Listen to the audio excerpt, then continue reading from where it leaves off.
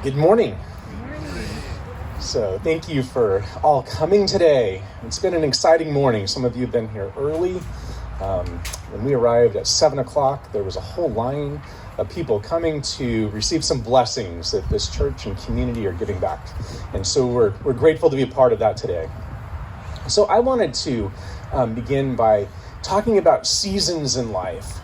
If you think back in your life, there are different seasons. Like right now, what season is it?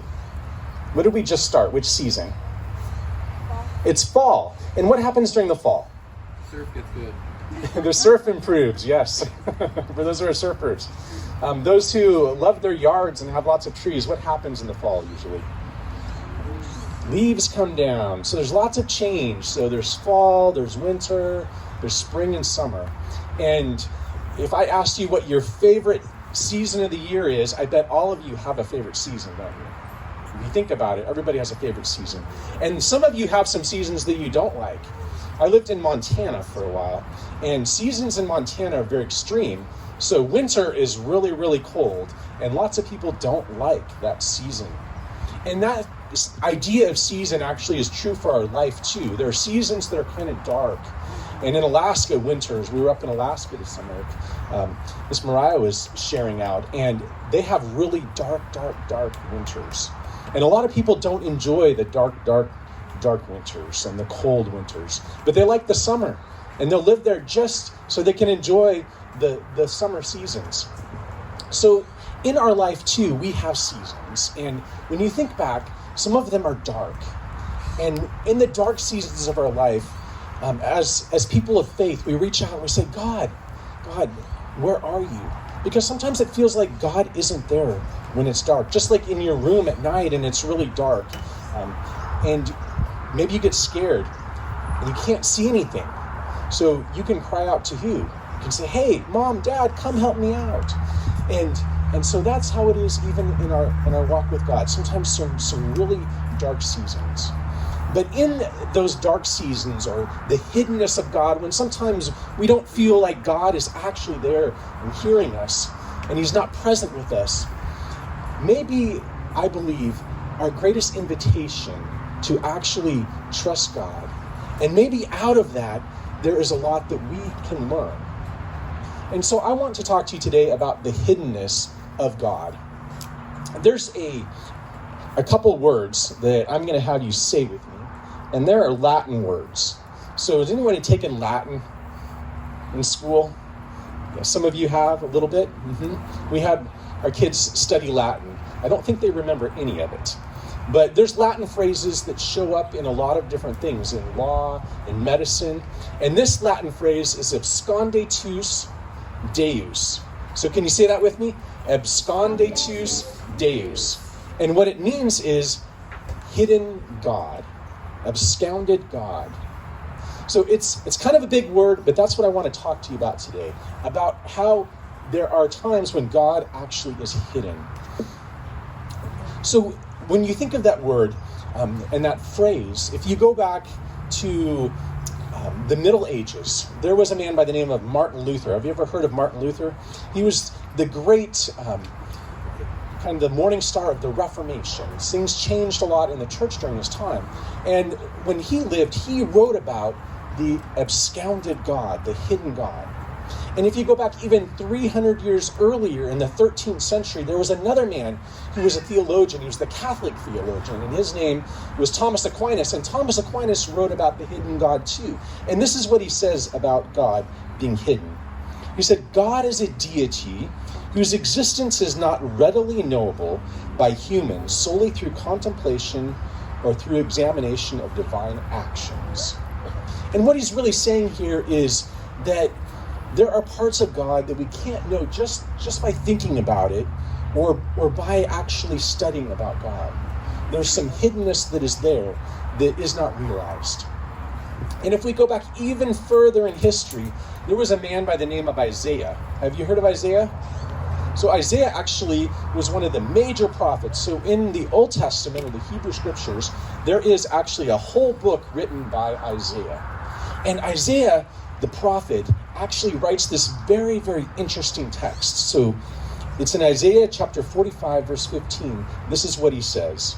He says, truly you are God who, what do you think God does? The next word is hides himself.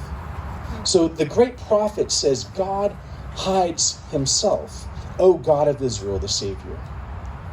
So why do you think God would want to be hidden? You know, maybe sometimes your parents aren't always there with you. And when you think about that, when you're young, there may be a purpose behind it too. So the same with God. God has reasons why sometimes he's hidden. When we think about God, often it's God wants to reveal himself. The last book in this Bible is called, do you know what it's called? What's the last book, very last book called? Yes, Revelation. And Revelation is about revealing things that are secret. And so when we think about God, often we think of him revealing things about himself. You know, the greatest revelation of God was who? Who do you think was the greatest revelation of God coming down here 2,000 years ago? It was Jesus. So Jesus' incarnation was really the greatest revelation we've ever had of God. So Jesus, God, came here and revealed himself. And then we think of other ways that God chooses to reveal himself. We are in a beautiful spot here. We're outdoors. And nature is a place, when we look around, it has messages about God and about what he's like. So he reveals himself through that. He reveals himself through this book, right? It's full of revelations about God, what God is like. And so why would a God who spends so much time and energy in revealing himself and showing us what he's like, why would he choose to hide himself? What would be the benefit? And so that's what I want to look at today. There is 4 different people and their stories in this book that talk about the God who hides himself. And each one of them, I think there's a special message for us today. So let's go all the way back to a man by the name of Job. So Job is found in the Old Testament, and we don't know exactly when Job lived. There's not a lot of information about him, but we do know that he lived a long time ago, and we believe Moses wrote the book of Job. And so Job was a guy who had a lot of stuff. He was wealthy. He was one of the wealthiest men, and probably the most wealthiest men in his whole entire area where he lived. And God blessed him. He loved God. He had lots of children, happy family, great life. Things were going really, really well. And then one day, everything changed. Suddenly, his kids all die. He loses all of his wealth. And a few days later, we're not sure exactly how long, but his health deteriorates too. And he's got boils from the top of his head to the bottom of his feet. Job is not having a good life at that point. It went from being on the top of the world, doing great, all the way down to having probably one of the worst lives we can ever imagine. And he is in misery. He has friends that come to comfort him. And when they look at him, they see how sad he is. And all they can do is just sit there with Job as he mourns. And finally, in the story, his friends start to talk to him, and his friends have some interesting ideas that God disagrees with. And finally, God gets tired of listening to Job's friends because Job's friends don't really understand what's happening to Job. And they're blaming him for all the bad things that have happened. And so God steps in, and he starts to talk to Job. And this is what God actually says to Job. He says, "Where were you when I laid the foundations of the earth?" So God says to Job, I want to talk to you. I want you to stand up. And you guys have had tests before in school, right? So tests are testing your knowledge. So God is doing that to Job. He says, I'm going to test your knowledge. He says, okay, you stand up and I'm going to test you. And he says, where were you when I laid the foundations of the world? Do you know? And he doesn't stop there. He says, who determined its measurements? Surely you know. Or who stretched the line upon it?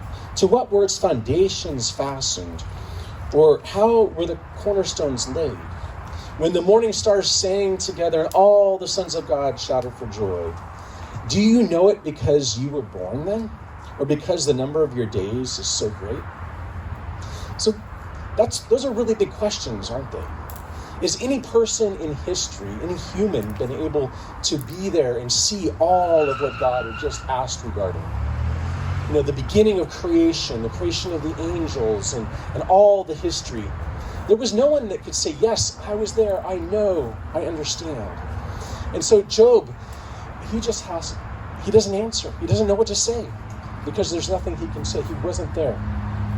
So from the story of Job, we learn this about God's hiddenness and the why of God's hiddenness. That we as people are too finite. We're too small. We don't have the capacity, the length of days, even the mental capacity. The wisest person, the smartest person in history still cannot fully understand God's infiniteness because we are finite. We're small. And so that's what Job's story tells us, that God doesn't always share everything with us because we really couldn't handle it personally. Well, there's another story, and this guy's name is Moses. And Moses, there's a movie that came out recently called The Prince of, anybody know? Prince of Egypt, yes. And so that's the story of Moses. Moses had an interesting life. So the first 40 years of his life, he is the Prince of Egypt. Everything's going good. He's next in line to be the most powerful man on earth. Well, the next 40 years, God has him be a shepherd. So for 40 years, he is with sheep. And he learns a lot of things being a shepherd. And it's not a high position like he was when he was the Prince of Egypt. He's kind of the lowest position out there. But this all prepares him for the next 40 years of his life. And the last 40 years of Moses' life, God called him to do something so incredible that he actually is, and his life is a symbol of Jesus Christ himself.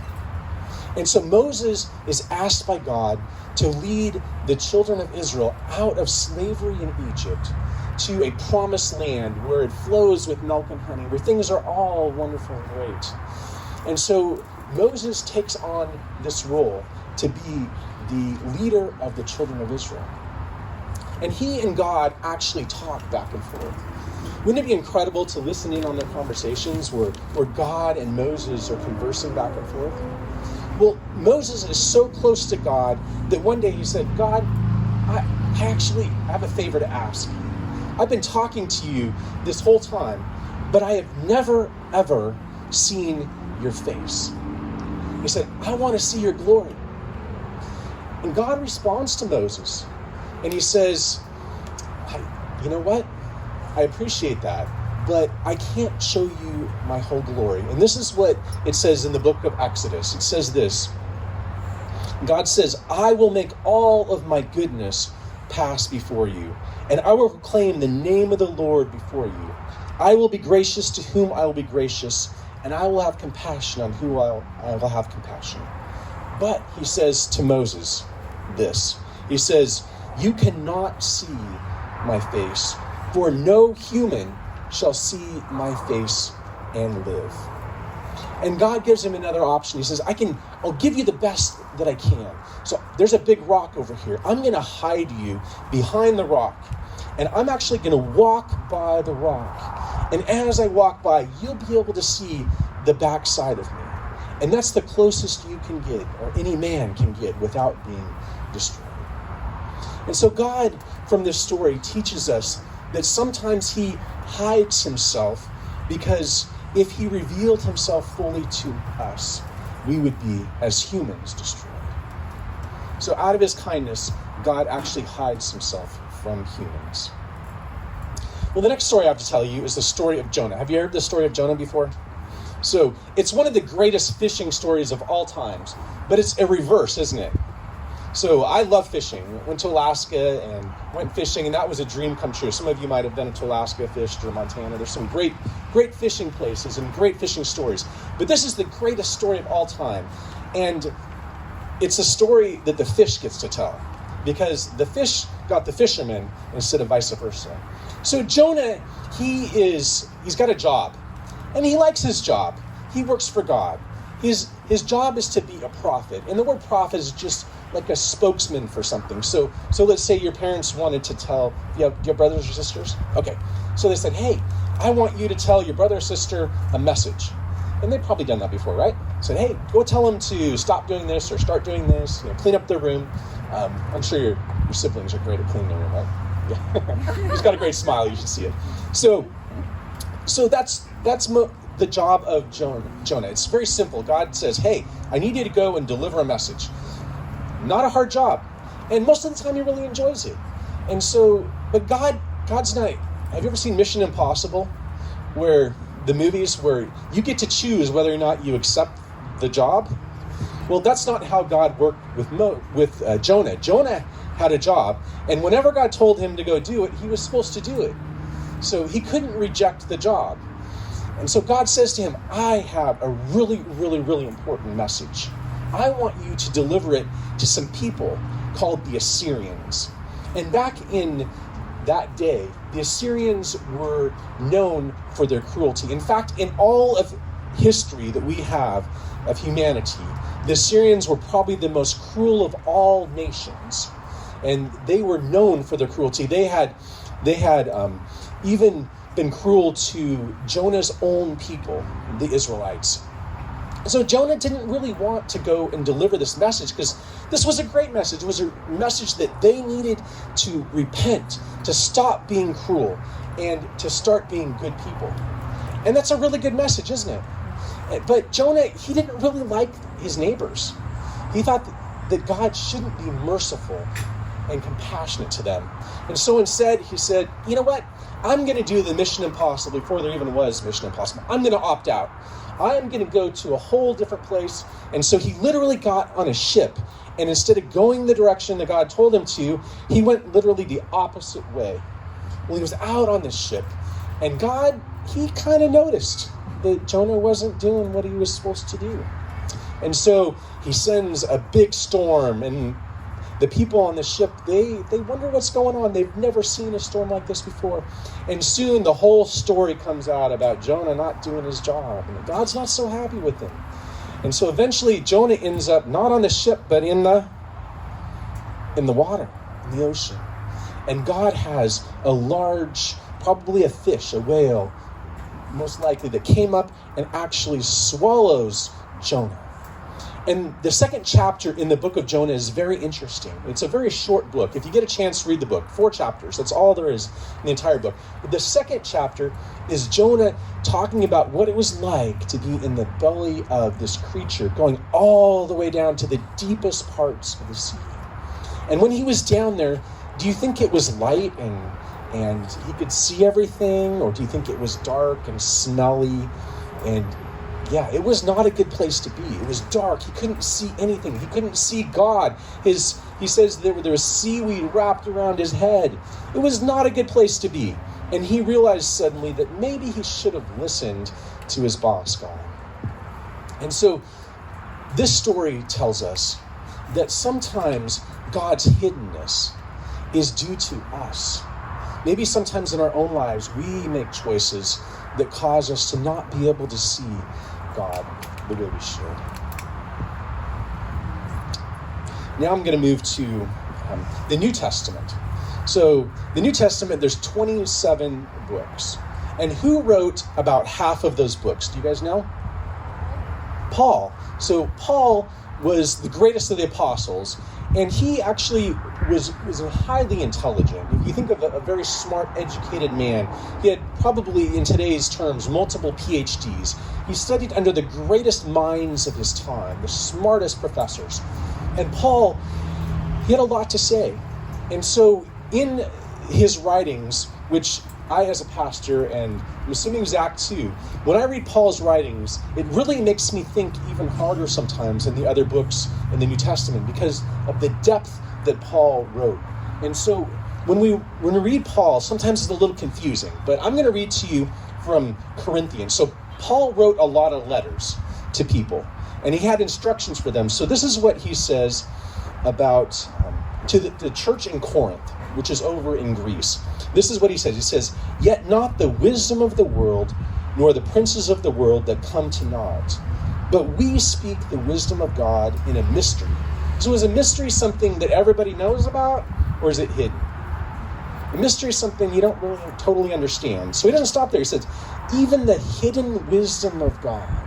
So he talks about the wisdom of God that not everybody has access to, that's actually not available. And he says, which God ordained before the world unto our glory, that none of the princes of this world knew. For had they known it, they would not have crucified the Lord of glory.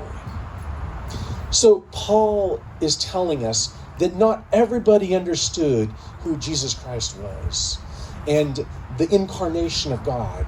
Because if they really knew that Jesus was God, they would not have crucified him. If they fully understood all of it and all the implications. And so God hid some of that from us. Jesus took on a human form. He had a human body, even though he was divine God. And so people were confused because they didn't know always that Jesus actually was God incarnate.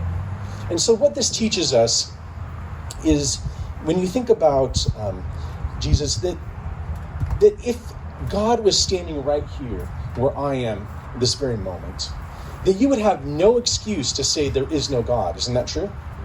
If I was God up here, I'm not claiming to be God. If I was physically here, physical form, and I was God, and I told you I was God and I could prove it to you, you would have no reason to doubt. And there's a unique phrase, and it says, too much evidence coerces the will. Too much evidence coerces the will. And something is special about God. He's unlike any other in that he gives us freedom of choice, freedom to choose to follow him or choose to not follow him, freedom to do good things or to not do good things. And that's the kind of God that says, I'm not going to show you so much evidence about myself that you're forced to believe in me. Instead, what I want you to do, I want you to have freedom of choice. And so God chooses to not reveal everything to us because he wants us to have that freedom that he believes in so much. Because only out of true freedom can true love come. So Paul writes again, a second time, to the same church. He had lots of things to say to the church in Corinth. And they're actually pretty long books for his correspondence. So they had a lot to learn, apparently. So this is what he says. One more message from Paul about the hiddenness of God. He says, I know a man in Christ who 14 years ago, and this man we believe was actually himself. So Paul's actually writing about his own experience with God. He says, I know a man in Christ who 14 years ago, whether in the body, I don't know, or out of the body, I don't know, God knows. Such a one was caught up to the third heaven. And I know such a man, whether in the body or out of the body, I don't know, God knows. He was caught up to the third heaven and into paradise and heard inexpressible words, which it is not lawful for a man to utter. It's a very unique statement that he made here.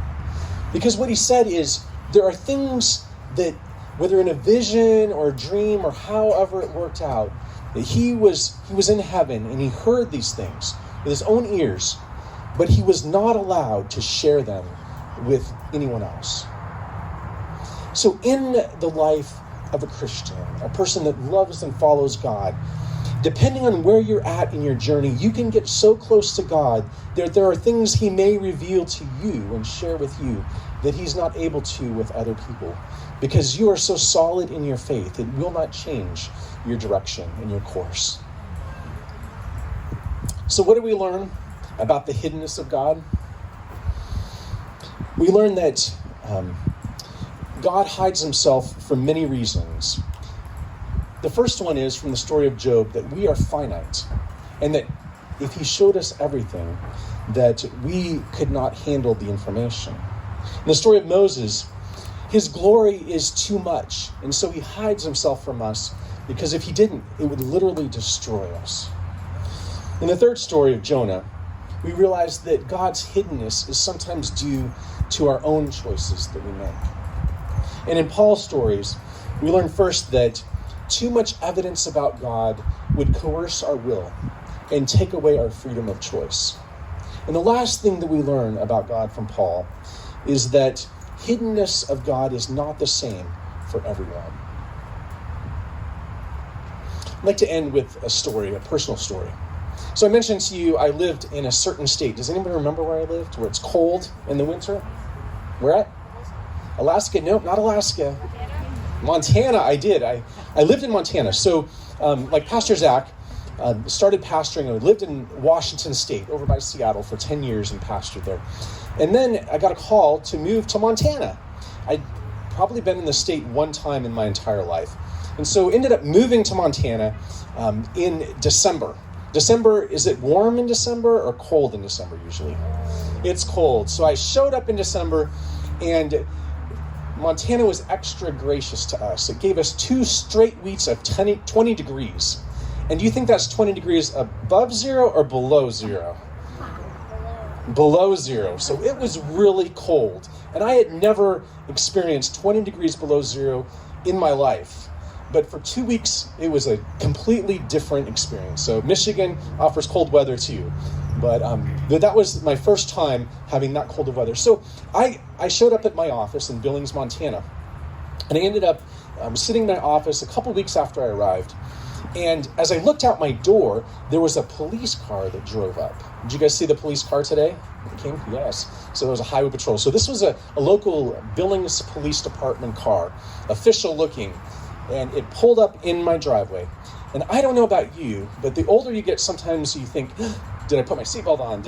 Was I speeding? I mean, there's thoughts that come to your mind when you see a police officer. And so certain thoughts were running through my mind. What did I do? And instead, the police officer got out of his car, he came to my door and he knocked. I opened the door, he introduced himself as actually the chaplain for the Billings Police Department, the main chaplain.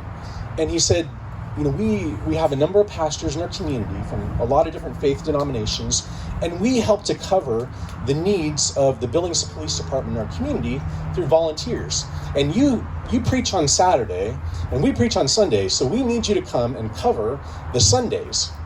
And I had just arrived there 2 weeks before. I didn't really know what all my responsibilities were, so I said, you know what, I'm going to have to opt out. And he kind of hemmed and hawed, and he left. And a week later, I was looking out my office door, and there pulled up a police car again. And the same gentleman got out with his police uniform on, came to my door, and he knocked. And he said, well, I gave you a week to think about it. So are you ready to be a part of the Billings Police Department Chaplains Program? And I said, okay, I'll think about it. And so he left. And the next week, about the same time, do you want to guess what happened? Yes, he did. He pulled up again in the parking lot, knocked on my door, and he said, are you ready to be a part of the Billings Police Department Chaplaincy Program? And you've heard of police harassment, right? So I don't know if it's legitimate or not to say that a chaplain for the police department was harassing me, but it sure felt like it. And so finally, he persuaded me to join the Billings Police Department Chaplaincy Program. And for the next 3 years, I was a part of it, and I ended up actually running the program by the time the third year rolled around. I had such an incredible experience being a part of the community. And so about 3 years into my time in Montana, my wife at the time, she was in the kitchen of our house, and she had almost an audible voice speak to her. I don't know if you've ever had this happen to you. I never have. And it happened twice. And it said this. It said, you have cancer. You're going to move to California. You need the resources that California offers, and you'll be okay. She didn't tell me about this. And so a few weeks later, I get a message from Adventist Health, who's sponsoring, the Adventist Church and Adventist Health are sponsoring today. And the message was, we need a director of chaplains program at Feather River Hospital in Paradise, California. Are you interested in coming here?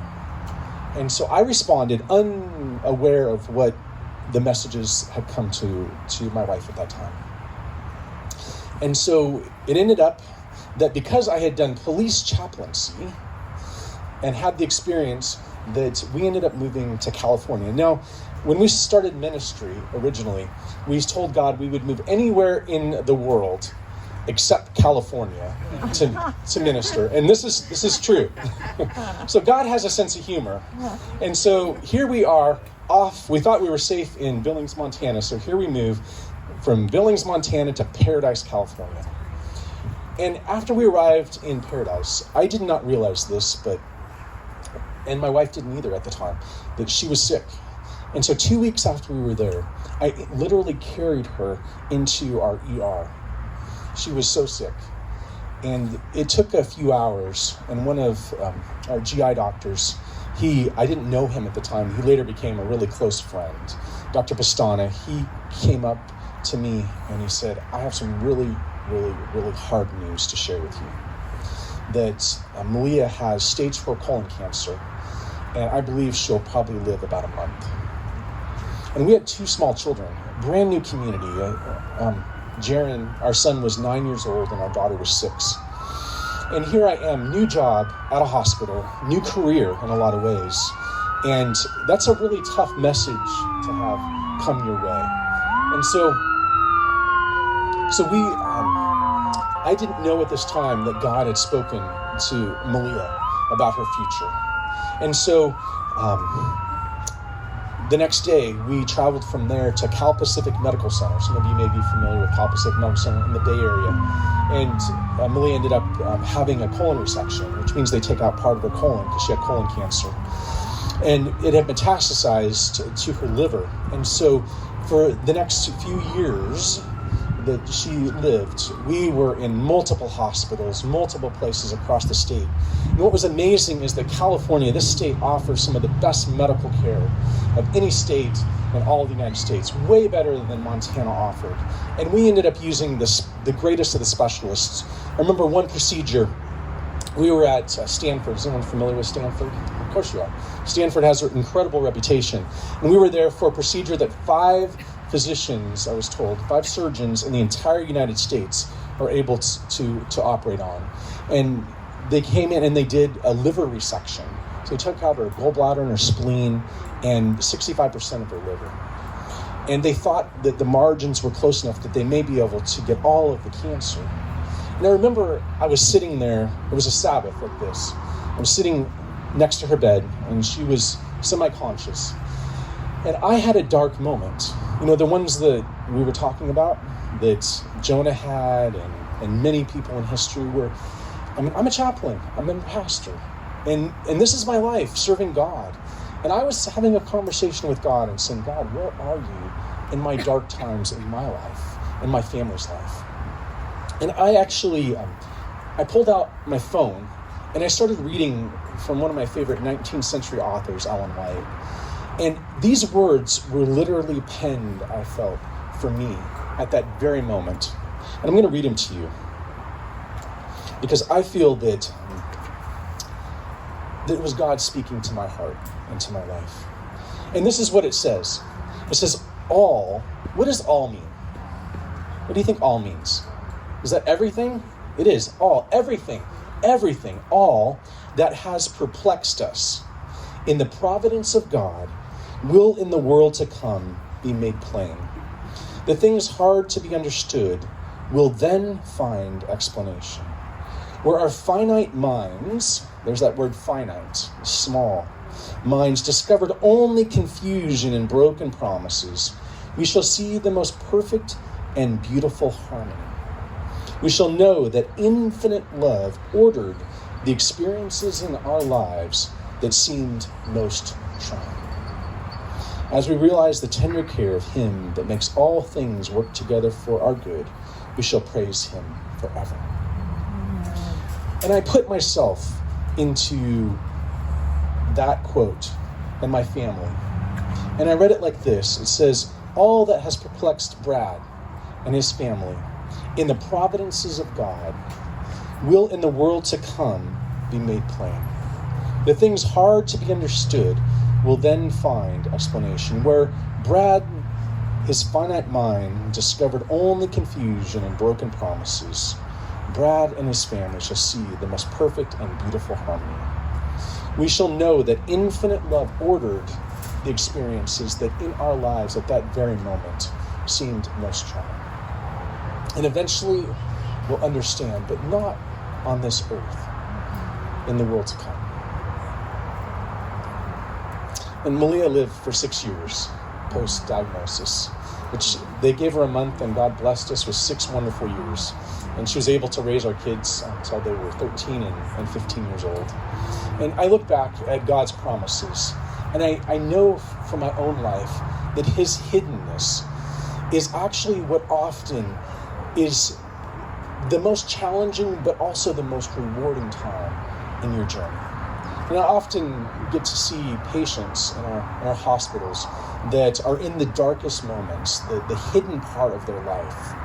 And I realize that is the time that God may be speaking to them the most in their journey. The Bible tells us that in Ephesians, this is Paul again writing, he says in Ephesians chapter 2, verse 8, he says, "By grace you are saved through faith. It's not of yourselves, it's a gift of God." And what that means is that we have to have faith. And faith comes from trials in our life, the hidden moments, the dark times in our life. We have to experience those in our life. And if we react appropriately to them, that we will receive grace and grow more like Christ each day. And that is the journey of all of us, if we're willing to go down. So I want to end with a story. There was a professor, and his name was Leonard Sweet. Some of you may have heard of him. He's written a lot. He also has been able to be a professor for many theology students or students that are going to be pastors someday. And he was actually at the university where he works. He was listening in, and he heard a student that was a theology student complaining about tests. Can you believe that someone would complain about taking tests at school? Have you guys ever heard somebody do that? Yes? Okay. So this student, he might have been older, but he was still a student. So he's complaining about taking tests. He didn't enjoy tests. And his friend, who was also a theology student, was listening in. And so his friend responded to him this way. He said, "Do you know what?" He said, "The world's a better place because Michelangelo didn't say, 'I don't do ceilings and walls.'" And Leonard Sweet, Pastor Sweet, he thought about that. And he thought for a while. And he went back and he began to pen, because he's a writer, an author. And this is what he penned. He said, "The world's a better place because a German monk didn't say, 'I don't do doors.' The world's a better place because Moses didn't say, 'I don't do pharaohs and mass migrations.' The world's a better place because Noah didn't say, 'I don't do arks and,' what was in the ark? Animals. I don't do arks and animals. The world's a better place because Rahab didn't say, 'I don't do enemy spies.' The world's a better place because Samuel didn't say, 'I don't do mournings.' The world's a better place because David didn't say, 'I don't do giants.' The world's a better place because Peter didn't say, 'I don't do Gentiles.' The world's a better place because Mary didn't say, 'I don't do virgin births.' The world's a better place because Paul didn't say, 'I don't do correspondence.' The world's a better place, I believe, because I added the last one, if all of us don't say, 'I don't do hidden gods.'"